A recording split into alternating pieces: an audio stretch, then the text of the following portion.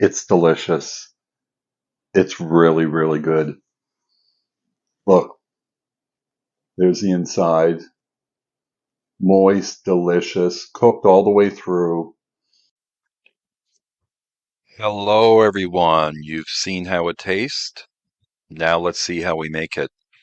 So, I have to tell you first, right up front, my commitment to you, if you've seen any of my videos, has been that if I'm using a ChatGPT recipe, which this one is, I will never post a video if the recipe failed. Today is an example of that. I made a batch, and unfortunately, ChatGPT was a little bit off in two things, the cooking time and the ingredients. I only had enough to fill four of the egg molds. So I've adapted the recipe, I've increased the cook time, and I'm also doubling the ingredients. So I'm going to post the ingredients right here so you can see them, and then I'm going to start going over them right now. So the first thing, it calls to spray the egg mold. I didn't use spray, I used butter. So I'm going back old school. I find that when you spray them, it all runs down. Butter's going to stick to the sides, and it's going to be, you can control the oil that's in there. I don't want these sticking to the bottom.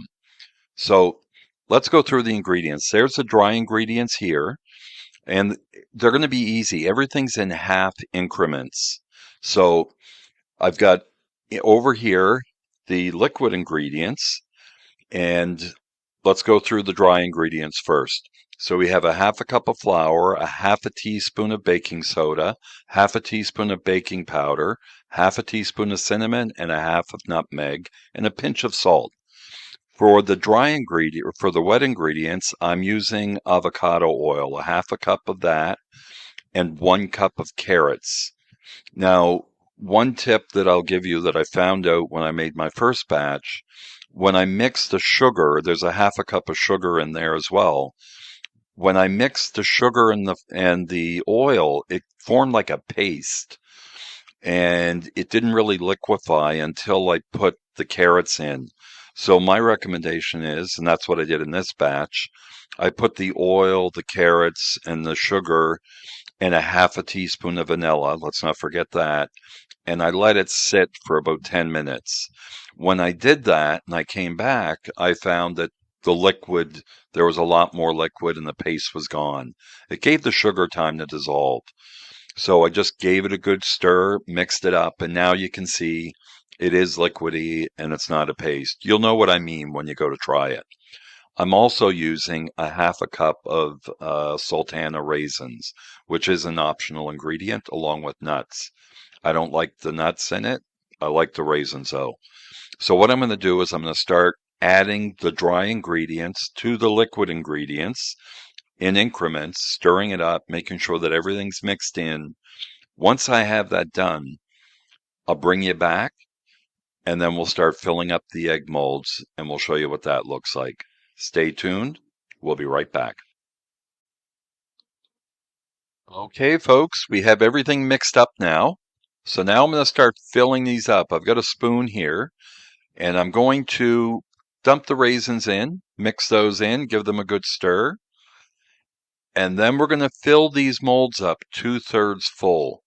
We got to remember that these are going to expand as they cook because we have baking soda in there and we have baking powder.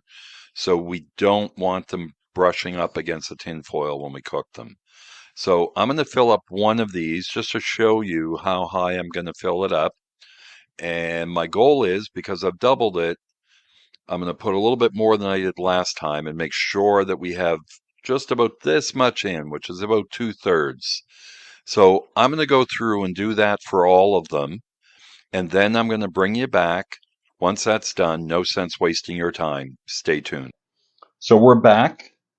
Mic is on, and I filled these up 2/3 of the way, and I scraped the bowl to get every last bit out of it, so it fit perfectly. So the next step is we want to loosely cover this because they are going to puff up. So I'm going to make it kind of like a tent so that we don't have them all sticking to the tin foil.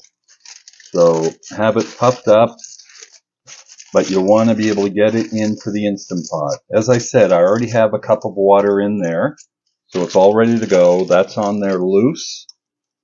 We're going to lower that in, let that fall down, put the lid on, and we're going to cook these for 10 minutes. Actually, we're going to cook them for 15 minutes, and then we're going to let them naturally release for 10 minutes. Stay tuned. I'll be back when we take them out. Press start, and let's go. Okay, folks, the 10 minutes is up. I released the pressure. We're going to crack the lid, and we're going to bring these out and see what happened to them while they were cooking. I know these are going to be hot, hot, hot. Carefully.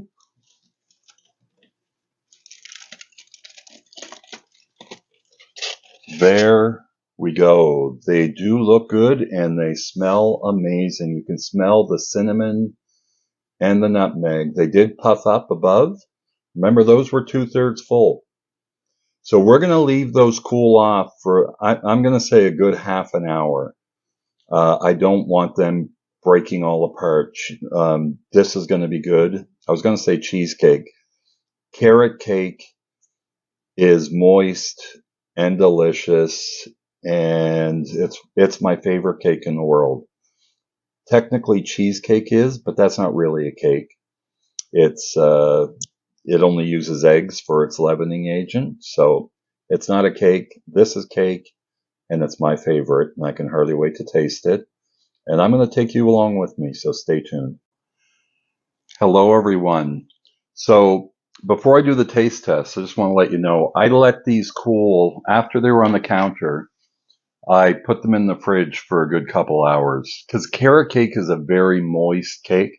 I tried to take one of them out after they were cooling on the counter for a bit, and it just crumbled apart. It was still warm.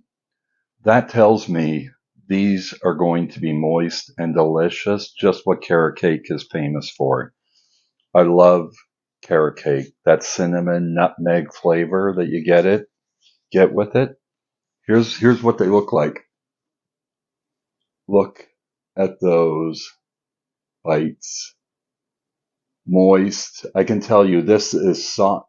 It's hard. It's solid. It's heavy and dense, but it's soft at the same time. So we're going in for a taste.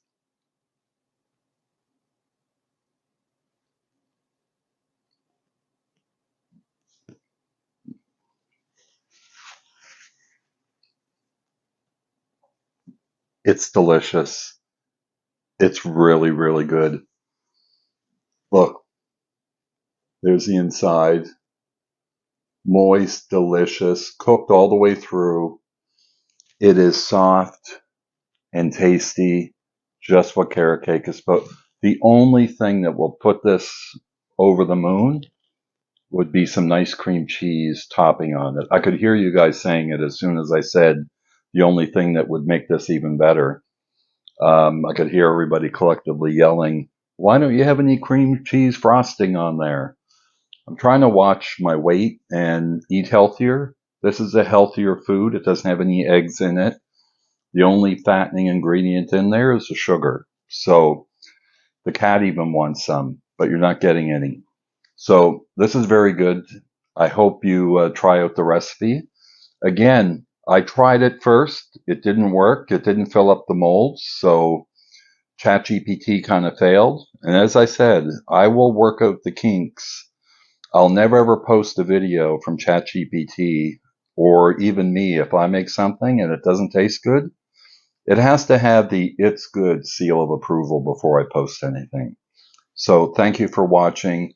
I'd encourage you, if you like this video, please hit that like button. It helps because the ratio that YouTube measures to recommend videos out, if it doesn't have a lot of likes on it, it's not really going to push the videos out there. So if you like this, please do me a favor and hit that like button.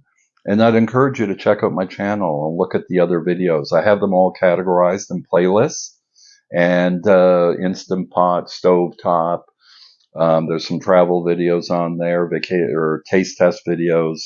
If this is something you'd like to see, I post just about every day, if not every other day. But I'd really appreciate if you subscribe if this is something you're interested in. Thank you for watching. I'm going to go back to eating this. Jamie, signing off.